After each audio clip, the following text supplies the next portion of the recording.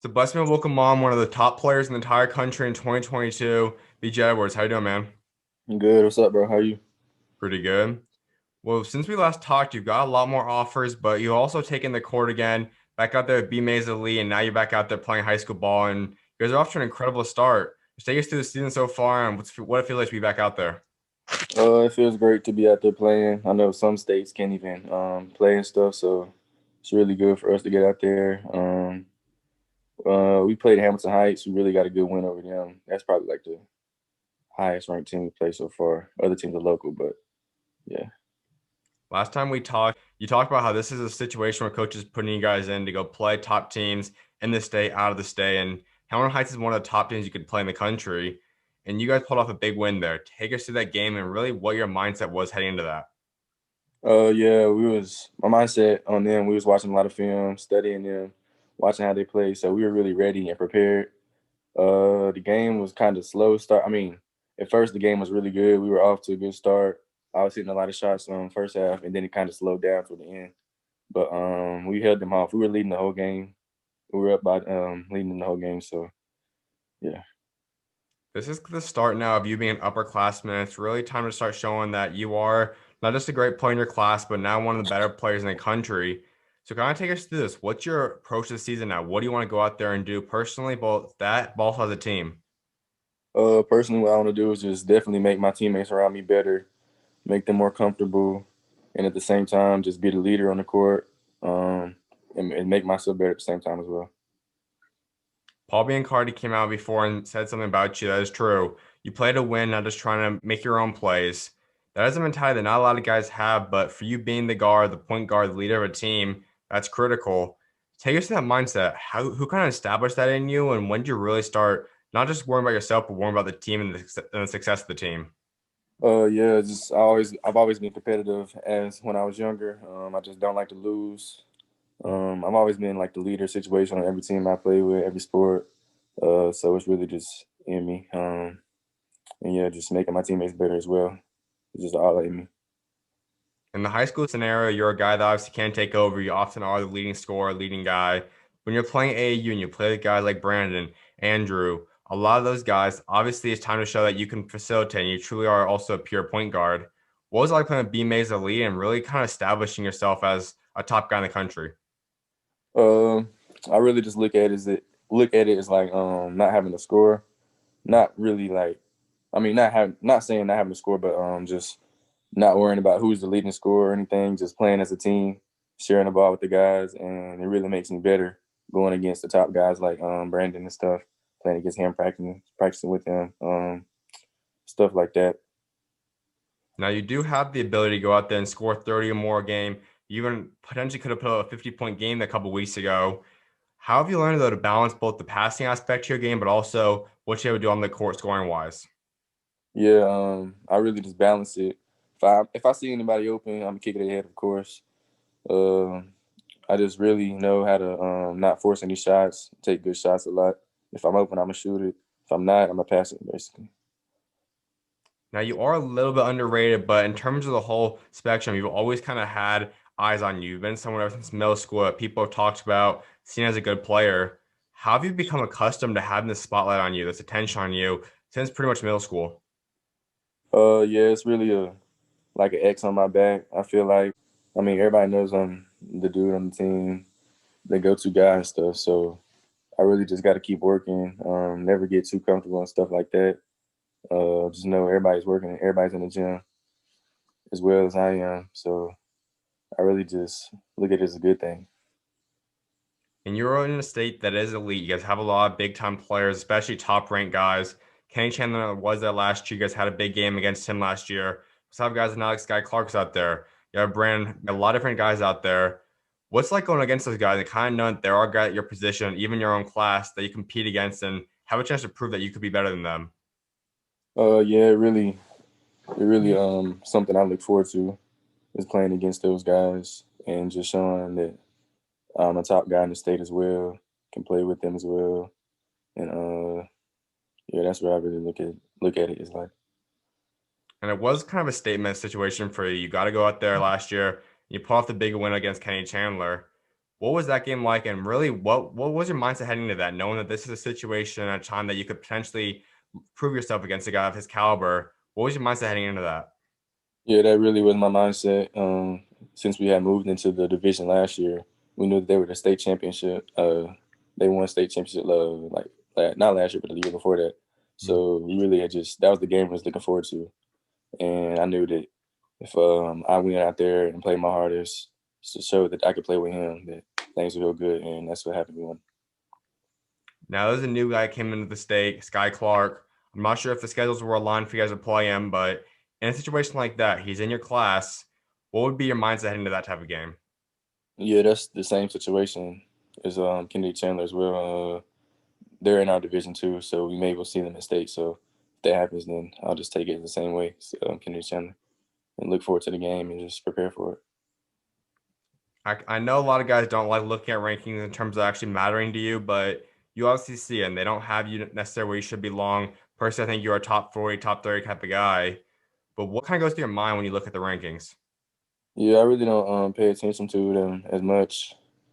They really don't mean anything, but yeah, that really makes me work harder and just be more humble.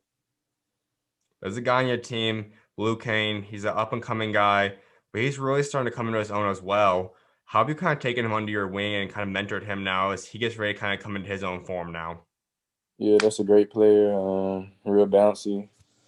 Yeah, me and him, we have a good connection on and off the court, and I really just we practice every day, play against each other every day. We're really on different teams every day, so we just make each other better. I push him, he pushes me. Any team that has a lot of guys, but especially wins a state championship, obviously you guys are all close. What's your favorite memory though off the court of the team last year? Uh, Favorite memory probably was we were playing in DC in the Gonzaga tournament and just traveling with the guys and stuff and staying in hotels. Who's the funniest guy in the locker room? Probably Yason Warren. Hmm. For sure. Well, you also have had obviously a ton of offers right now coming in. Some that you still, I'm sure, reaching out to from when we last talked. But at this point in time, who's really talking to you the most? Who's prioritizing you? Uh, I feel like it's really equal with every coach in every school. So really, just I've been talking to Tennessee, Florida, Georgia, Wake Forest, Seton Hall, Virginia Tech, Vanderbilt, Auburn, and a few more. But I really don't feel like it's all equal. I feel like I don't know. Let's go into some of those schools. One of them you mentioned Auburn. It's a big program, but we know all the stuff going on off the court right now between the Sharif stuff, FBI investigations.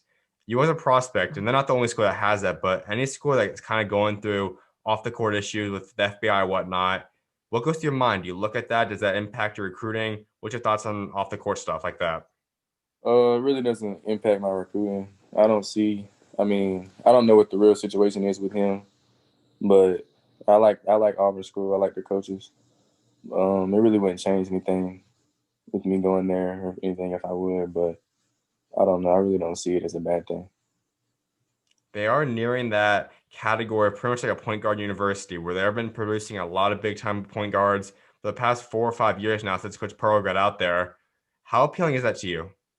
Yeah, that means a lot, really, because that's really just my that's my goal to get to the league. So any coach that really knows how to get their point guards and stuff out there to the NBA, and that's what I'm looking forward to. Not many coaches are like Coach Pearl, and he is more of an uptight. He's fun, he can be funny, but on the court, everyone knows he's a screamer. He's constant, energetic kind of guy. Is that a coach that you like? Is that a type of coach that you could see yourself potentially playing under? Yeah, I definitely can see myself playing under that type of coach.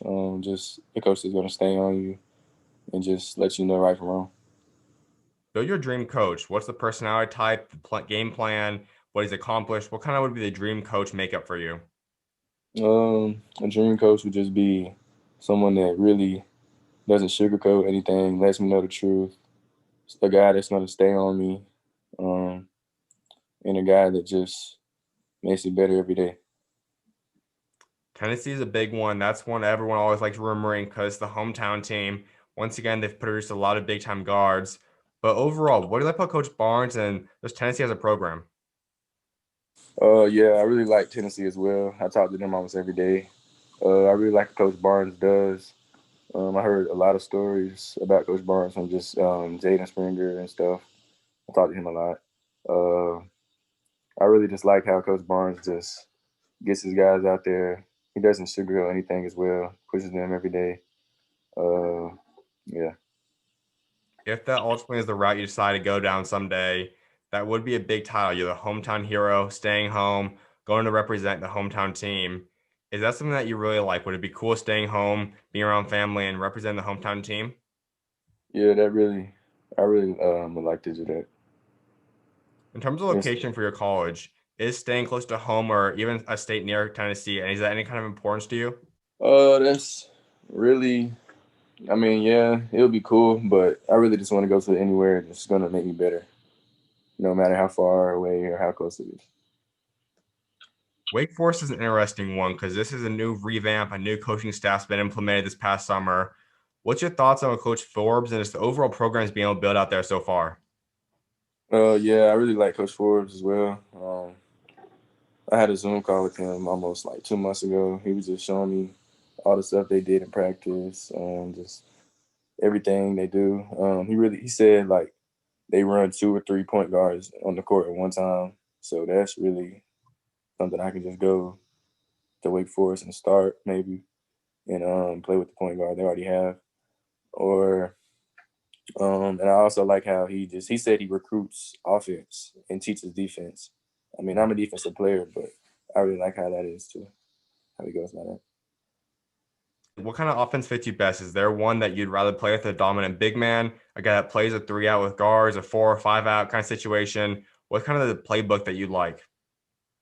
Uh, it's really not a necessary playbook or anything, Mhm. or just I can do anything. I really feel like, but I really like to run, so just get the ball out and go. Florida's another program, and they do have a lot of guards too, but they're also like to recruit a lot of guys from Tennessee. They're always in the mix with guys from out there. What do you like about Florida? Yeah, I really like how they have a lot of guards, develop the guard spot. Uh, yeah, that's really what I like about that. And overall, now it's been about 4 months or 5 months though since you start really talking to them. Have you got used to the Zoom calls? Have you got used to talking to them? What's it been like just really starting to form those bonds with coaches? Yeah, it's been really fun to form bonds with coaches. They text me a lot. Makes my day, and it just lets me know that they're really interested in me and to keep working. For a coach that wants to land you, I know some guys would rather be talked to just maybe 3, 4, 5 times a week. Some like it every day. How often do you want to talk to a coach for you to know that they really want you? Uh, it's not really like a set number, but I would say like 3 times a week, 2 or 3. It's pretty good. Not too much, but not like too, not at all. Now you are in 2022 and you still have some time till you have to make a decision, but it's really getting into this heavy recruiting time period for you. Is there kind of a time that you want to be committed by? Is it sometime by next season, summer, spring after that? Is there kind of a timetable you're looking at in your commitment process? Yeah, I really want to commit like before my senior season, maybe around in like September, October-ish, before I'm, my senior season of high school. I'm sure a big thing for you is you want to go out on visits when that opens up again. What are the schools you're talking to? Who do you really want to go on visit to when that does open up? Definitely I want to go on a visit to Tennessee. I want to go to a visit Florida, probably Auburn too. You mentioned a couple of different players that you have bonds with that are currently at different colleges. How much will talking to them and hearing their experiences affect your recruiting process? It doesn't really affect it, but it just lets me know what I need to be prepared for and stuff. And we mentioned a lot of top guys you have played with. Maybe there's even other guys you just talked to before. Who are some guys, if any, that you've talked to and you could see yourself possibly play with at the college level with? Yeah, I definitely can see myself playing with Brandon Huntley, and I can see myself playing with Quante as well. And we've seen kind of what you guys can get at the high school level, but if teaming up at the college level happens, what could you accomplish together? Yeah, we definitely could just accomplish a long run in any tournaments. We definitely already had the chemistry since I've already played with them in high school and stuff. So we definitely could accomplish a lot. And I was like wrapping up discussing legacy. I think that's something that all guys want to do. So when you are done playing basketball, high school, college, and hopefully pro someday, what do you ultimately want to be remembered for? I just really want to remember for just being the leader on the team, someone that's everybody likes, uh, someone that everybody wants to be around. Absolutely, man. Well, I definitely appreciate you taking time to come on today, and I look forward to seeing what God got next for you, man. Thank you. Of course, y'all will come on, man. God bless. You too.